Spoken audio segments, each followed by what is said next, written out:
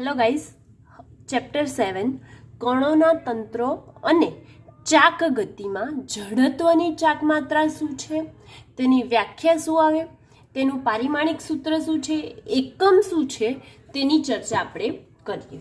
તો જડત્વની ચાક માત્રા, તો સૌથી પહેલા આપણે તેનો સૂત્ર મેળવીશું. સૂત્ર મેળવી લીધા પછી તેની વ્યાખ્યા લખીશું અને એ કોના કોના પર આધાર રાખે છે, એટલે કે કઈ કઈ બાબત પર આધાર રાખે છે તેની ચર્ચા કરીશું અને એકમને પારિમાણિક સૂત્ર. ઓકે, તો સૌથી પહેલા જડત્વની ચાક માત્રા માટે આપણે જ્યારે કોઈ પદાર્થ છે એ પદાર્થનું સ્થિર અક્ષ, શું કહું છું, સ્થિર અક્ષને અનુલક્ષીને જો કોઈ પદાર્થ કેવી ગતિ કરતો હોય, ચાક ગતિ કરતો હોય, ત્યારે પદાર્થના દરેક કણનો રેખીય વેગ v બરાબર તેની ત્રિજ્યા અને તેના કોણીય વેગ જેટલો થાય છે. તો એ વર્તુળાકાર પથ પર ગતિ કરે એના માટે આપણે સૂત્ર લખીએ. બરાબર, જ્યારે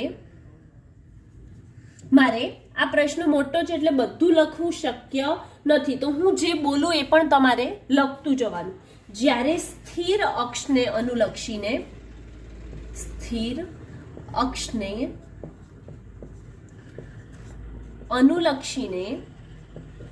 પદાર્થ ચાક ગતિ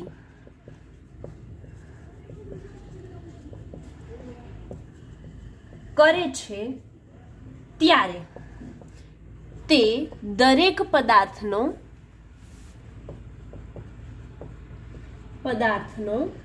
રેખીય વેગ, ચાક ગતિ કરે એટલે કે સ્થિર અક્ષને અનુલક્ષીને આ રીતે ગતિ કરે તો એ અક્ષ પરથી એની શું હશે, ત્રિજ્યા હોય કે ના હોય, ત્રિજ્યા અને એનું કોણીય વેગમાન. તો આપણે લખીએ કે પદાર્થનો રેખીય વેગ vi બરાબર ri ઓમેગા અનુસાર વર્તુળાકાર પથ પર ગતિ કરે છે. હવે વર્તુળાકાર પથ પર ગતિ કરતો હોય ત્યારે પણ તમને થશે i એટલે શું, તો હું અહીં લખી દઉં છું. i એટલે કે આપણને કન્ફ્યુઝન ના થાય. 1 2 3 અપ ટુ ક્યાં સુધી, છેક સુધી, એટલે કે n સુધી જેટલા બી નંબર આવે ત્યાં સુધી. બરાબર, માટે હવે એ જે કણ છે વર્તુળાકાર પથ પર ગતિ કરતો હોય તો એ કણની શું હોય, ગતિ ઉર્જા હોય. તો કણની ગતિ ઉર્જા ki બરાબર 1/2 mi vi સ્ક્વેર થાય. i બરાબર આપણે લખી કાઢ્યું છે અને v ની કિંમત આપણે કઈથી મૂકીશું, ઉપર લખીએ એના પરથી, રેખીય વેગ છે ને, તો રેખીય વેગની કિંમત અહીં મૂકીએ. શું થઈ જશે, 1/2 mi vi સ્ક્વેર એટલે કે ri નો વર્ગ ઓમેગા નો વર્ગ. બરાબર ને. હવે તમને લખવું હોય તો લખી શકો કે mi એટલે દરેક કણનું દળ, ri એટલે કણનું અંતર અને ઓમેગા જે છે એ તેમની કોણીય આવૃત્તિ હશે અથવા કોણીય વેગ. બરાબર, તો ઓમેગા બરાબર આપણે કોણીય વેગ લઈએ છીએ તો ટોટલ mi ri નો વર્ગ. બરાબર, તો દળ જે છે એ દરેક પદાર્થના અલગ અલગ હોઈ શકે અને એમનું સ્થાન પણ અલગ અલગ હોઈ શકે, પરંતુ તેમનો જે ઓમેગા છે એટલે કે તેમનો કોણીય વેગ છે એ કેવો છે, ઓમેગા એ દરેકનો સમાન છે. સમાન છે માટે એમનું સરેરાશ લેવાની એટલે કે એમનો ટોટલ સરવાળો કરવાની જરૂર નથી. તો એને કોમન કાઢી દે. હું થોડુંક અહીંયાથી આ બાજુ લખું એટલે કે મને આ સ્પેસ મળી જશે. ઓકે, તો k is equal two k is equal two 1/2 omega, બરાબર, 1/2 ઓમેગા સ્ક્વેર. ત્યારબાદ શું લખીશું, સમેશન, બધાનો સરવાળો કરવાનો છે ને, તો summation i is equal two ક્યાંથી ક્યાં સુધી, તો 1 થી લઈને n સુધી. Summation i is equal to 1 to n. Change કોણ થાય છે, mi અને ri નો વર્ગ, આ બે વસ્તુ ચેન્જ થાય છે, તો ri નો વર્ગ. બરાબર, હવે કે એટલે શું છે? તો કે એટલે કણોની કુલ ગતિ ઉર્જા છે. તો હવે આટલું પદ આપણને મળ્યું અલગથી. ઓકે, શું મળ્યું આટલું પદ અલગથી? Summation i is equal to 1 to n mi ri નો વર્ગ મળ્યું. બરાબર. તો mi ri નો વર્ગ જે મળ્યું એને આપણે જડત્વની ચાક માત્રા કહીએ છીએ. શું કહીએ છીએ? જડત્વની ચાક માત્રા. એટલે કે આપણે જીનું સૂત્ર મેળવવાનું હતું એ અહીંયા મેળવી લીધું. અને જડત્વની ચાક માત્રાને દર્શાવીએ છીએ શેનાથી? તો કેપિટલ I વડે જડત્વની ચાક માત્રાને દર્શાવવામાં આવે છે. તેથી આપણે લખી શકીએ કે I બરાબર mi ri². બરાબર. હવે mi ri² તો મળી ગયું. તો હવે આપણી પાસે કોઈ દ્રઢ પદાર્થ હતો. બરાબર. કેમ કે ચાક ગતિ કરતો હતો એટલે કે કોઈ દ્રઢ પદાર્થ હતો. તો દ્રઢ પદાર્થના કણોના દળ m1 m2 m3 up to ક્યાં સુધી છે? mn સુધી છે. તો અહીં લખું કે દ્રઢ પદાર્થના દળ m1 m2 અપ ટુ ક્યાં સુધી છે? mn સુધી છે. અને તેઓ કોઈ અક્ષને અનુલક્ષીને તેમના લંબ અંતર શું? કોઈ અક્ષને અનુલક્ષીને તેમના લંબ અંતર r1 r2 અપ ટુ ક્યાં સુધી છે? rn સુધી છે. તો આ જે અક્ષને અનુલક્ષીને તેની, તો આ બંનેનો શું થશે? સરવાળો થશે, ટોટલ થશે. તો r1 r2 up to rn, તો m1 r1² વત્તા m2 r2² ક્યાં સુધી જઈશું? mn rn સુધી જઈશું.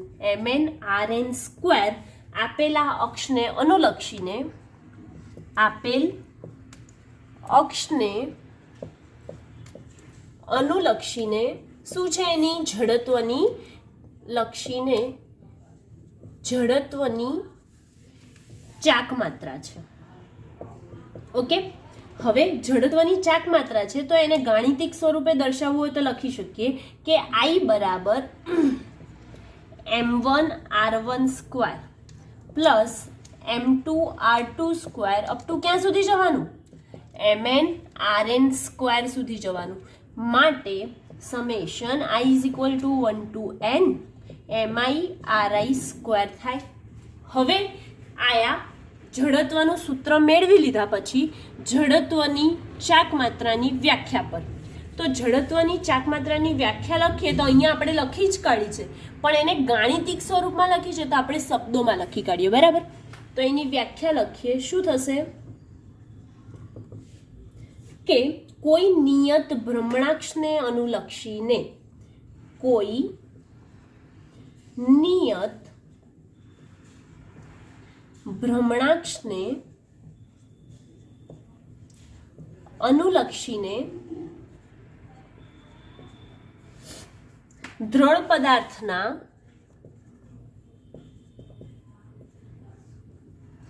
દરેક કણના દળ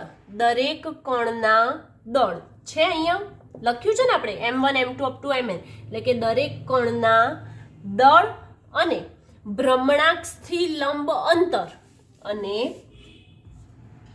ભ્રમણાક્ષથી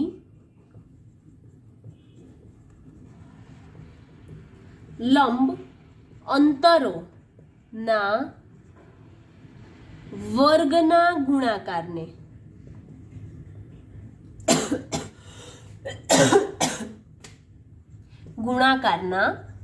સરવાળાને કર્યું ને. જો જે ભ્રમણાક્ષને અનુલક્ષીને દ્રઢ પદાર્થ હતા એમના કણોના દળ અને ભ્રમણાક્ષના લંબ અંતરોના વર્ગના સરવાળાને તે દ્રઢ પદાર્થની અક્ષને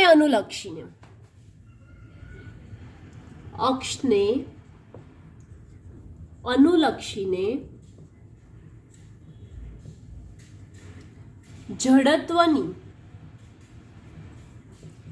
ચાક માત્રા કહે છે. ઓકે, અહીંયા ચાક માત્રાની વ્યાખ્યા સુધી કમ્પ્લીટ થઈ ગયું. હવે એ કોના કોના પર આધાર રાખે ને તે પણ આપણે જોઈ લઈએ. તો હું આટલું ઉપરનું રફ કરી દઉં છું, બરાબર.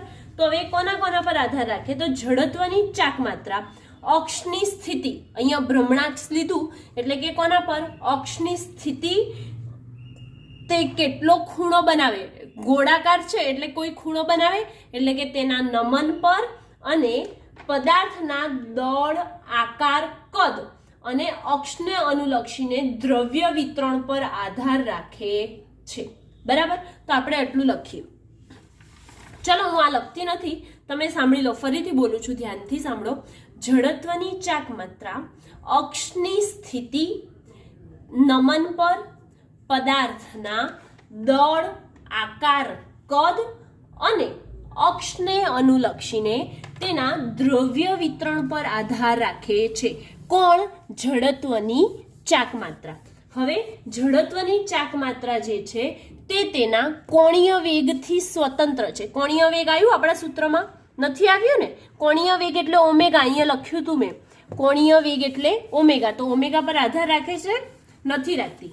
એટલે કે કહી શકાય કે જડત્વની ચાક માત્રા એ કોણીય વેગથી સ્વતંત્ર છે, જે દ્રઢ પદાર્થની ચાક ગતિની લાક્ષણિકતા છે. શું એનાથી સ્વતંત્ર હોય તો કહી શકાય કે એ ચાક ગતિની લાક્ષણિકતા ધરાવે છે, બરાબર. તો આપણે આ પોઈન્ટ લખી કાઢીએ, લખવા જેવું છે.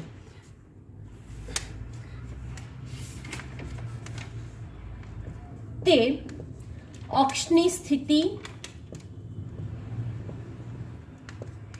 નમન પર, દળ, પદાર્થના દળ, કદ, આકાર અને અક્ષને અનુલક્ષીને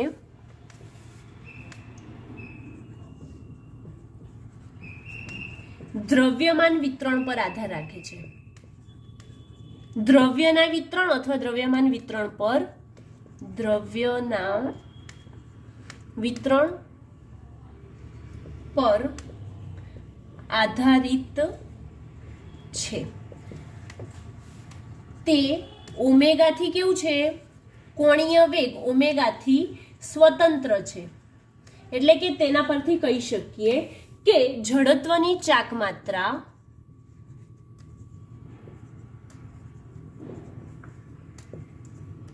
દ્રઢ પદાર્થની ચાક ગતિની લાક્ષણિકતા છે.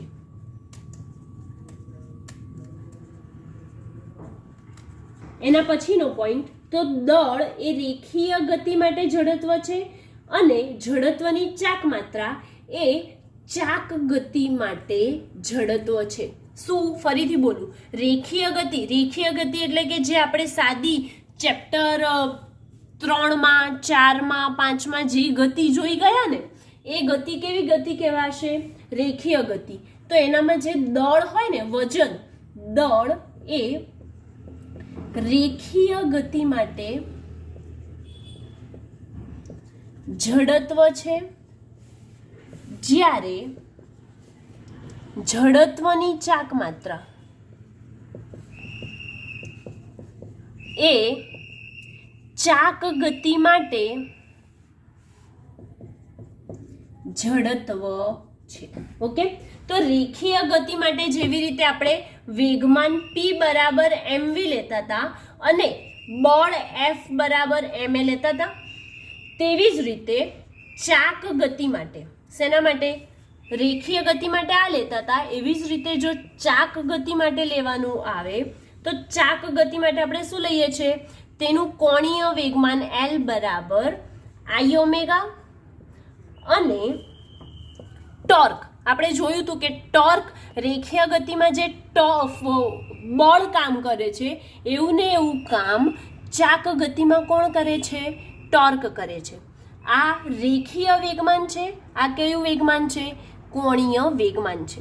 કોણીય વેગમાન બરાબર I ઓમેગા. એમની જગ્યાએ શું આવ્યું? I આવ્યું. અહીંયા પણ ટાઉ બરાબર એમની જગ્યાએ શું મુકાશે?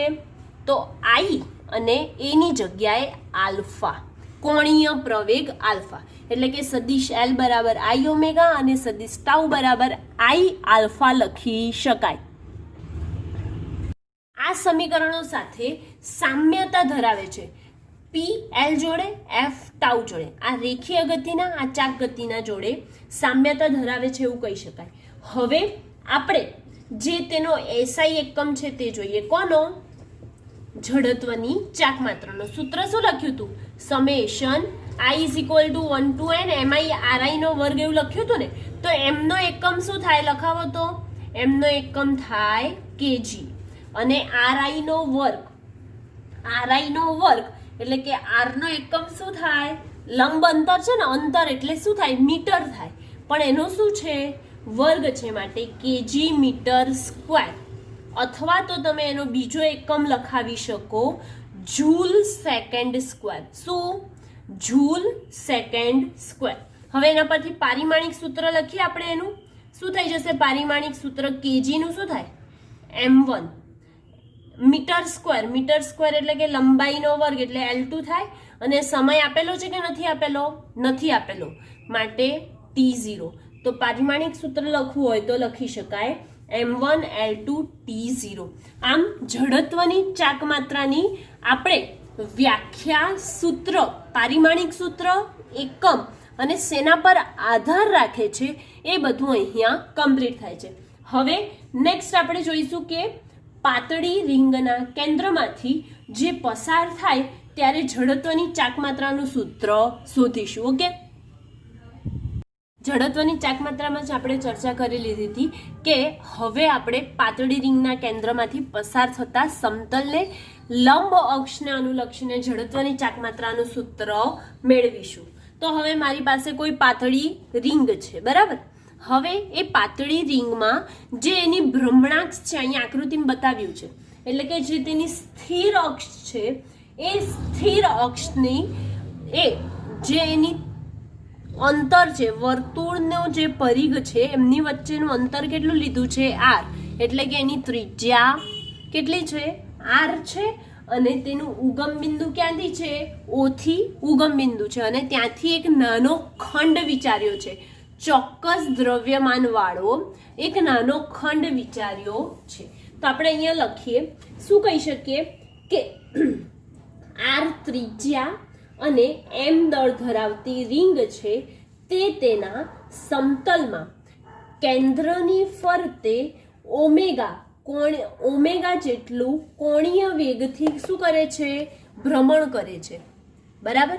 હવે ઓમેગા જેટલું ભ્રમણ કરે છે તો આ રિંગમાં દરેક નાનો દળખંડ વિચારવામાં આવે તો કેન્દ્રથી આર અંતરે છે, માટે તેમની વચ્ચેનું અંતર ગુણ્યા તેમનો કોણીય વેગ, બરાબર. તેથી આર ઓમેગા જેટલી રેખીય ઝડપથી એ શું કરે છે?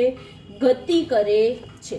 તો આપણે પહેલા આ જે આકૃતિમાં દર્શાવ્યું છે એ લખીએ, બરાબર. આર ત્રિજ્યા અને એમ દળ ધરાવતી રિંગ છે, તેના સમતલમાં કેન્દ્રની ફરતે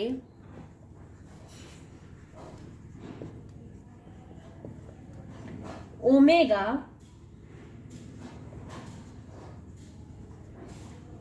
કોણીય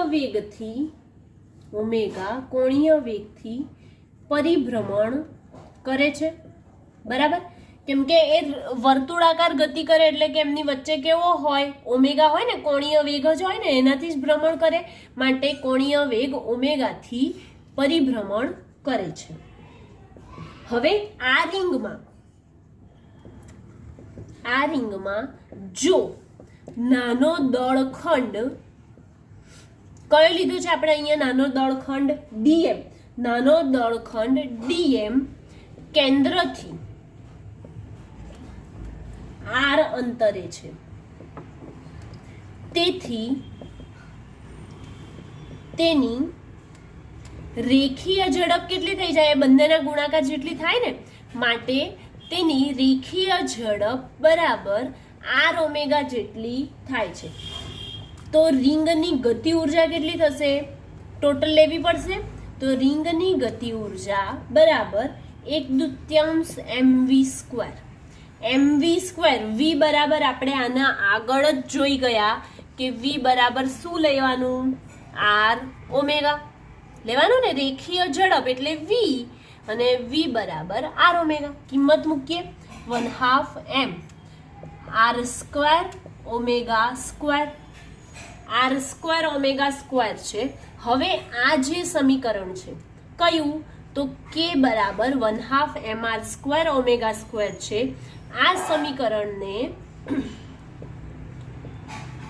કે બરાબર 1/2 i ઓમેગા સ્ક્વેર સાથે સરખાવતા, એટલે કે i એટલે શું? દળ જેવું જડત્વની ચાક માત્રા હતી. આના આગળમાં જ જોયું આપણે. તો દળ જેવી જડત્વની ચાક માત્રા હોય તો રેખીય વેગની જગ્યાએ કયો વેગ લીધો આપણે? કોણીય વેગ. માટે 1/2 i ઓમેગા સ્ક્વેર. તો i બરાબર શું લખી શકો તમે? i બરાબર ઓમેગા સ્ક્વેર છે, ઓમેગા સ્ક્વેર છે, 1/2 છે, 1/2 છે. શું નથી? આ જ નથી ને, માટે લખી શકીએ i બરાબર mr સ્ક્વેર. કોના માટે? પાતળી રિંગ માટે. બરાબર. તો જડત્વની ચાક માત્રાનું સૂત્ર આપણને અહીંયા મળી ગયું.